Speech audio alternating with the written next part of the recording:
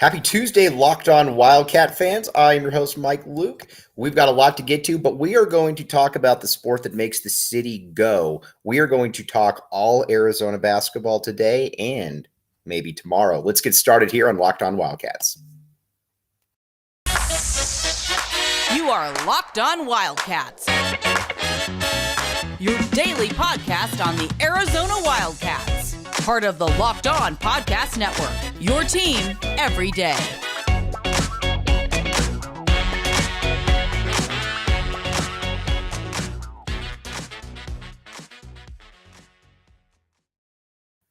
Thanks for keeping it Locked On Wildcats. I am your host, Mike Luke. All right. Now, we've been talking a lot of Arizona football, and rightfully so, because quite frankly, Arizona doesn't stink. It's fun to be able to talk about a team that doesn't stink, but Arizona basketball is also here, so that is going to take up a lot of our attention. Don't worry, football will obviously be on the front burner, not the back burner as well. But the red-blue game was here on Friday, and while it's tough to really discern, what exactly was going on there, we're going to talk about some of the observations. Okay, first, Umar Balo, our guy. We love Umar Balo on this show. Is going to be an absolute problem in the conference this year. I don't think there's any doubt about that. You watch him, and his body has been totally reshaped. There was a lot of talk about, what is he going to, what's he going to look like? Will he be able to get quicker? Will he be able to get more nimble? There's obviously a lot to like there with Umar Balo. Now, one thing that also showed, the game didn't look too quick for him. There's been times in the past with Umar where the game just looked a little too quick for him, where, he was kind of a step behind, whatever the case may be. But in this game, and again, granted, it's against your Dylan Andersons, your Henri Veesaars, but you can tell that Ballo's probably going to have a pretty big year this year. And if he's playing probably 28 to 30 minutes a game, then you're looking at an all-conference type dude right there. That's where I think he's at. He was very impressive, and you can tell too that he spent a lot of time working on his craft, because just the dexterity, the fluidity that he showed there was incredibly impressive. I can't wait to see more of him. But the one thing that I came away from thinking is that Umar Balo is going to play a lot this year, and I don't think he's going to be coming out of the lineup much. So he's definitely going to be starting. Now, the next guy next to him, you've got Azuolas Tubelis. Azuolas Tubelis is going to be a guy who is, I don't know. Azuolas Tubelis needs to be the best player on the team. The one thing that I think that people look at is, he certainly struggled last year, but you know what he's capable of. You watch him, you know that this can be an all-conference type dude. This can be a guy who, not only is he an all-conference dude, he already is an all-conference dude. We already know about that. But I think the thing with Azuolas Tubelis is you just want him to be confident, but not the fake confidence, not the fake bravado that we saw last year, where it was kind of all right, I'm going to kind of get outside of myself right here. I'm going to talk up to some people. That's not Azuolas Tubelis' game, and it came back to bite him in the NCAA tournament, in my opinion. He's the player that needs to be able to go in there and know, you know what, I'm quicker than you. I've got a little bit more of athleticism than you. I can make things happen. And that's where he needs to be. He needs to be a 19-10 guy. I've thought from the beginning of the season that he needed to be 19-10, and I don't think there's any reason that he shouldn't be 19-10. Where it will be fascinating, though, is because last year you had Ben Mathurin, you had Christian Coloco, you had, Dalen Terry to a lesser extent. Where is he going to fit in right there? Can he take up that entire burden? I don't know about that, but I do believe that he can be a conference player of the year candidate, and he can be an All-American type. He's got that type of potential behind him. I look for a big year out of Azuolas. Now, Pelle Larsson. Pella Larson to me is a guy that is very good, but at the same time, how do I put this? He still has limitations, I think, that people aren't really grasping. Pelle Larsson, first of all, you can say whatever you are, Pelle Larsson can look at me as if he really cares, and he could say, listen, dude, you're the guy that said that I wasn't very good last year. Okay. And I turned out to be totally wrong. And I will continue to make fun of myself with the hashtag #MyBadPella movement that that took off last year. But Pelle Larsson he's a very good player. He's a good standstill shooter. He's a guy that off one or two dribbles can get to the hoop. He's a good defensive player. I think he's a solid starter. He's a solid fourth or fifth option on a team. I don't see the all-conference type thing that a lot of people are pushing. That, to me, it seems a little ahead of the game, just because I don't know that he's necessarily dynamic enough. I think with when it comes to him, a logical explanation or a logical expectation, would be something like 11 points, 4 rebounds, 4 assists, something like that, where you're a little bit of a jack of all trades type. Now, I can say for a fact, and I know this for a fact, that Tommy Lloyd is a big fan of Pelle Larsson and thinks that he's going to be doing some really, really big things right here. Now, where are we going to be with when it comes to what he can do? Can he be that all-conference guy? I'm skeptical, but again, he's much better than I thought he was. So take for what it's worth on that one, because again, I was already wrong on Pella. Pella's obviously shown that he can play. Now, in the backcourt, Courtney Ramey is an interesting situation right here, because Courtney Ramey is a player that he averaged about 12 or 13 a game at the University of Texas. We all know that. Played some pretty good defense as well, because you look at it and his name was generally let's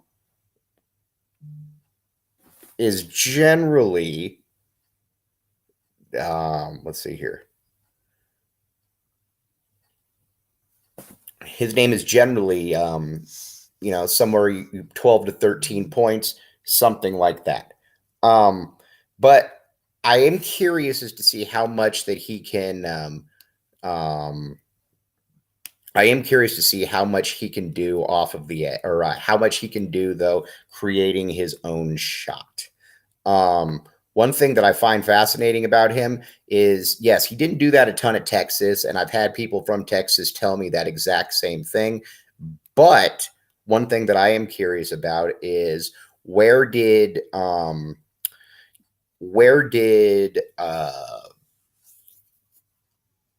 the idea come that he can't create off the dribble? Now, again, I get that he didn't do it at Cal, but I watched him in the Red-Blue game, and it looked like he had a little bit of fluidity off the bounce. It looked like he had a little bit of an ability to be able to get after the passer. I'm so stuck up in football right now, but he looked like he had the ability to be able to get his guy off the dribble a little bit and to be able to create space and get to the hoop. So one thing that I think the Arizona fans need to look at is, where is the University of Arizona when it comes to the guard play right there? And I think I think that Kerr Kriisa and Courtney Ramey are going to actually be really good fits for each other next to each other, because I think right now Arizona right now is where you're at, and it's like, how do I put this? The Kerr Kriisa is going to have problems defending. I don't think that there's any doubt about that. That's just kind of where Kerr Kriisa is right now. And so Kerr Kriisa, where he's at, is he's got to just become a better shooter. And I still don't know that he's going to be that.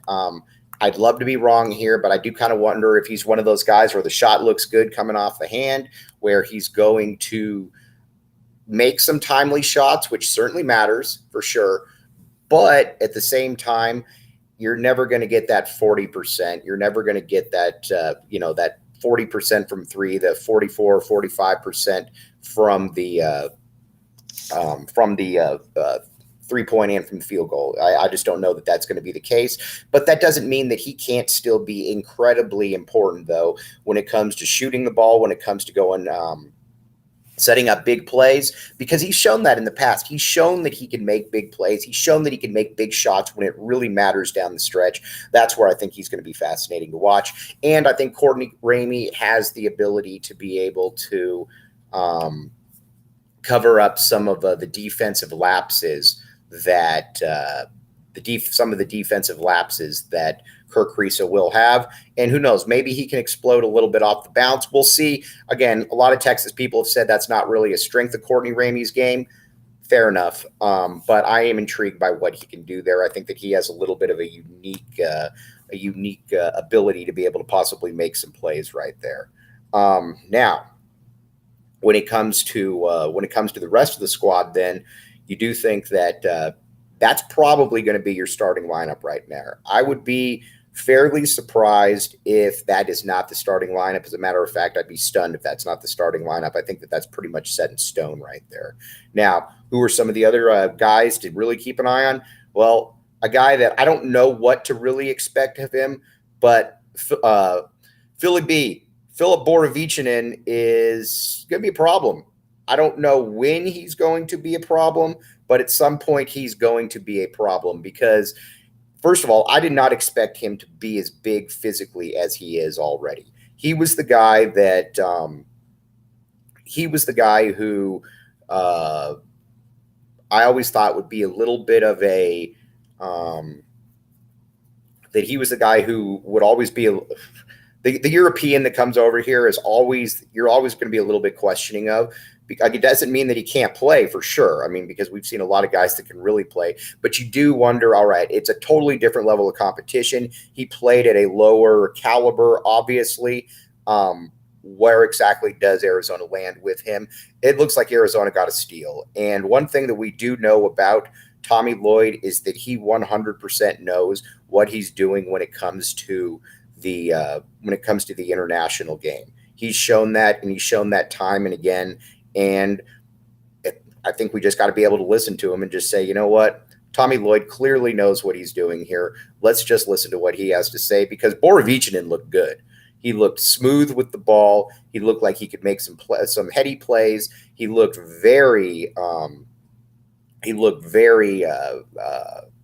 do I put this? Just fluid and comfortable out there, which you kind of wondered, would that really be the case? But he certainly made that in a big way. I think that you're going to see a lot of people who are going to be Philly B fans, and they're going to be Philly B fans for quite a while, and rightfully so, because again, he's good. He did things the right way. I don't know that he's going to be that guy this year, but I do think that there's a point where he's going to be a player that's probably going to pop up on NBA radars. That's where I think you're kind of at with Philly B. He's that dude right there. It might take a while. I don't know where all of his minutes are going to come from, but he's probably good enough to be able to force his way onto the court. And I think once he forces his way onto the court, you kind of get the sense that he's probably never going to be coming off. I think he's got that type of potential to him. All right, now I want to tell you about Get Upside. Here's the deal. Right now, gas prices obviously are sky high, and so this is an easy thing to do. You just get the Upside app. It's an incredible app for anyone who buys gas, groceries, or dines. Anybody who dines out. And to get started, you can download the free Upside app, use promo code Locked On, and get $5 or more cash back on your first purchase of $10 or more. Download the free Upside app and use promo code Locked On to get $5 or more back on your first purchase. That's $5 or more on your first purchase with $10 or more using promo code Locked On.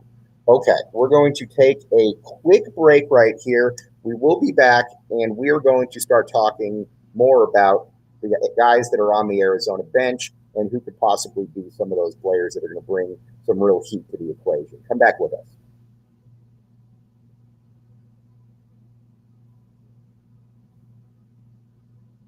Thanks for keeping it locked on, Wildcats. I am your host, Mike Luke. All right, now we've got more stuff to talk about right here. Let's talk about Henri Veesaar. Henri Veesaar's got a lot of skills to him. That was very evident very early on that he's got some real potential. I'm excited to see what he can do because he can move around fluidly. Big shout out to Jack Murphy for finding guys like this. Again, this is Jack Murphy and Tommy Lloyd are a perfect fit right here. Where I'm at is I think that Arizona is one of the deeper teams in the country in the front court. But where I'm also excited to see, though, is what he can do because I think he's going to be a little bit of a stretch the court type guy. He's pretty, like I said, he's pretty athletic and moved pretty well. Not a great athlete. He's certainly a 2-year guy. There's no way that he's going to be leaving here after a year. I would be shocked by that. I don't see that being in the case in the cards whatsoever. But you can tell that he's definitely behind Ballo. It's going to take a while, but at some point he's going to get there and he's going to be good. I look for him to probably play about 15 to 16 minutes per game this year, and that probably gets up to about 25, something like that afterwards. Cedric Henderson was very interested to see what he could do. Wasn't able to really glean a ton from him in that game, but you also were able to see that he's a good athlete and he's going to be somebody that's going to be able to, I think, take some of the pressure off of some of the other players out there. Probably not a starter. I don't know that the ball handling and everything is there, but I would imagine he's going to get 15 to 20 minutes a game, and I think he's going to be a solid part of what Arizona wants to do right there. So Cedric Henderson, totally cool with that. All right, before we get to the rest of it, I want to tell you about a new advertiser we've got, and it's called My Solar Nerd. Here's the deal. Folks, if you live in a sunny state like ours, it's very likely that you've had a few people stop by offering you free solar. The truth is that many of these companies aren't local, and because of misleading tactics, end up overcharging homeowners. Now, My Solar Nerd's mission is simple. Help you get the best solar system to fit your needs. The guys at mysolarnerd.com are local and understand the nuances of going solar in Arizona. They've been doing this for a while and understand that an educated customer is a happy customer. Their no-pressure approach will make sure all of your questions get answered. It's really, guys, it's fantastic. Here's also the deal. If our listeners will get a $50 Amazon gift card when they book a no commitment evaluation. This promotion is only for our listeners that are homeowners. Visit My Solar Nerd and select Locked On and how do you hear about us. Make the switch to solar on your terms. Folks, going solar doesn't need to be complicated. MySolarNerd.com makes it easy. Let's take a quick break.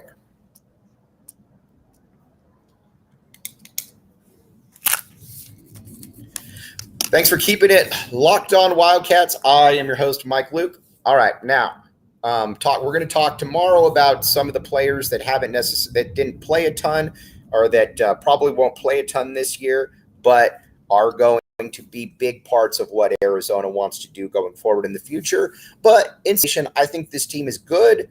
I don't think that they are, like I said, I don't think they're a national title contender. I think that they're more of a top, like I said, 15 to 25 teams, something like that. And it's kind of a bridge year, but then next year, Arizona is going to be competing for a national championship. I just don't think that you can replace guys like Ben Mathurin, Christian Coloco, Dalen Terry, folks like that, and be able to, have a seamless transition. That's generally for the Dukes, the Kentuckys of the world. But again, we'll see. But I am fascinated to see. I think this is going to be a good team. And there's no doubt about it that Tommy Lloyd gets it. Tommy Lloyd is the absolute right man for the job. And this is, again, Arizona basketball is here. We're going to talk a bunch of Arizona basketball tomorrow as well. We're also going to talk a little bit of Arizona women's basketball as well, because they got a pretty nice squad on their hands as well. But everybody out there, sincerely appreciate you listening. You have a great rest of your Tuesday. You've been listening to Locked On Wildcats.